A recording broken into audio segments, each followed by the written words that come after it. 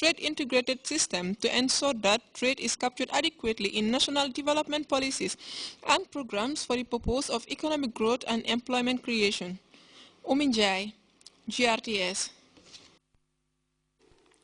Well, news just coming in. It has come to the attention of the Office of the President that some members of the public, for their own self-aggrandizement, have adopted the habit of building statues to depict the President of the Republic of the Gambia. The Office of the President is therefore issuing stern warnings to anyone fond of this to desist from constructing statues either of the President or any member of the first family for whatever reason. Failure on the part of any individual, group or organization to adhere to this directive will lead to drastic penalties under the full force of the law. The Director General of the Presidential Treatment Program, Dr. Tamsin Bow, wishes to inform the general public that all those who registered for the infertility treatment are to meet at the Kanilai Alternative Clinic in Bakau on Tuesday, December 3rd at 10 a.m. Those who registered for the HIV/AIDS treatment are also required to report at the same clinic on Wednesday, 4th December at 10 o'clock a.m. The joint session of the Public Accounts and Public Enterprises Committees of the National Assembly has endorsed the annual activity report and audited financial accounts of the Central Bank of the Gambia after a thorough scrutiny by deputies. Buba Sise was at the legislative chambers, and this is his report. Time to thoroughly scrutinize the Central Bank of the Gambia's annual activity and audited financial reports for the year 2012. The 85 pages annual activity report has covered a wide range of issues pertaining the bank's program of activities from 2011 to 2012. The Central Bank of the Gambia, otherwise called CBG, supervises banks, insurance companies, foreign exchange bureaus, and microfinance institutions, in addition to its oversight responsibility of the country's payment systems. Honorable Speaker, the years 2010 to 2012 were characterized by big challenges, both in the global and domestic economies, notwithstanding the central bank with the collaboration of the fiscal authorities had worked very hard to ensure that there is macroeconomic stability, which is the key mandate of Central Bank of the Gambia. The statement of comprehensive income as at the year ended 31st December 2012 are on page 10, recorded a net expenditure over income of $738 million, which is $738,000. This is almost at a break-even. The total income for the year under review amounted to $206 million, an increase by 25% compared to the previous year of $164. The interest on domestic income was the main driver of the increase in earnings. The interest on external income also increased as a result of longer-term maturities of investments overseas.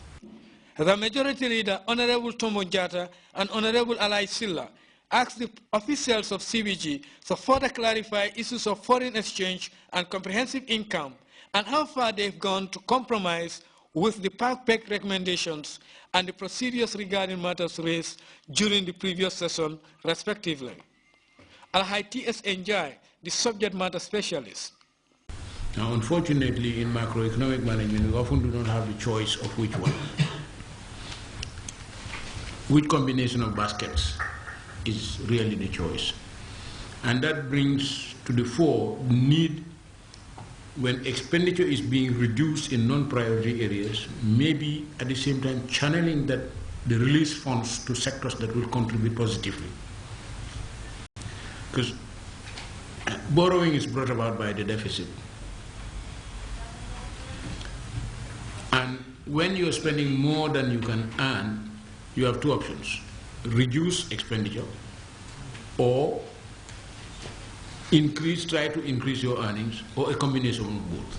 And I think this is what is squarely that fiscal discipline is called for. Not only in terms of minimizing expenditure to the extent possible, but the quality of the expenditure itself.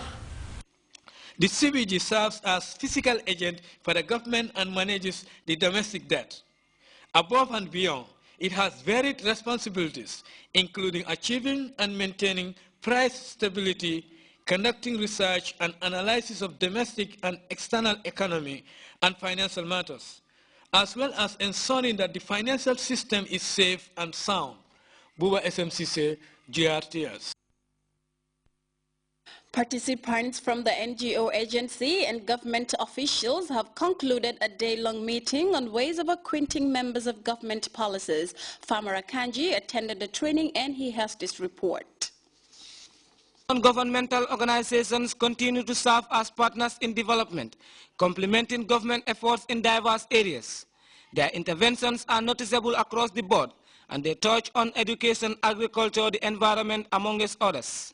Their activities are not limited to metropolitan areas, as they actively engage in development work in rural and peri-urban areas. This makes it absolutely necessary to keep them informed and up-to-date about key governance policies. This particular sensitization forum, being attended by scores of policymakers and media personnel, is expected to serve as a turning point capable of underpinning sectoral development of the economy through the initiation of local projects which will go a long way to helping the target beneficiaries.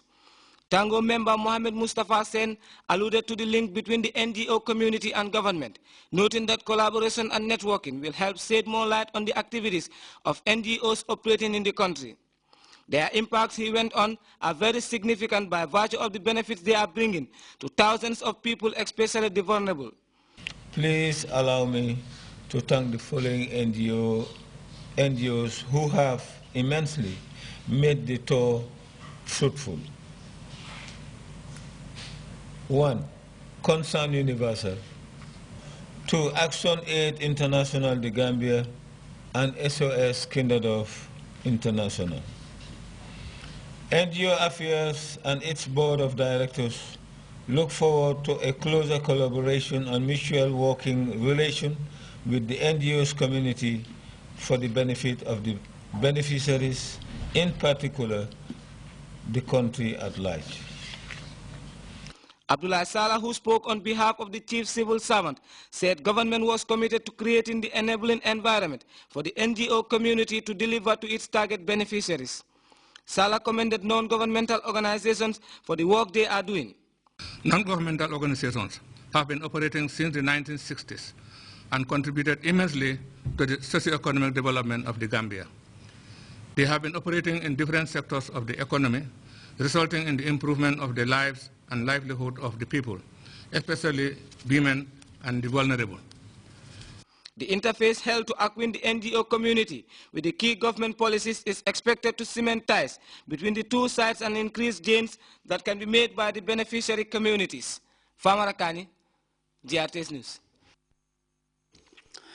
Well, aid is slowly reaching CAR's outpost settlements that bore the brunt of recent fighting between Seleka fighters and Christian militias. But Medicine Sans Frontier describes the desperation in these communities as appalling. And the Nigerian judge frees 3 Lebanese men accused of alleged terrorism charges for lack of evidence. We will be back with those and other stories after this break.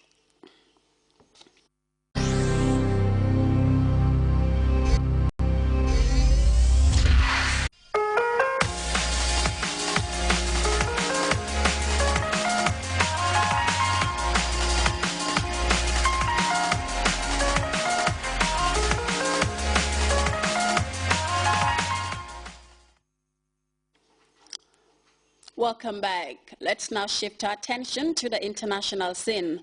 Fighting between Seleka rebels and rival Christian militias has displaced scores of civilians in the Central African Republic. International aid group Medicine Sans Frontiers reports scenes of utter destruction in the affected areas. The true picture of desperation is now emerging, with survivors recounting the horror of the recent fighting when suspected Seleka fighters attacked mainly Christian communities. We have details in this report.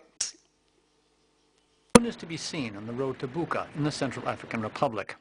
Fighting between Seleka rebels and Christian self-defense groups called Anti-Balaka have forced people to flee villages in the area. In Niger, nearly 350 homes were burned to the ground and scores of people killed. Those that survived fled to the bush. Dès l'arrivée de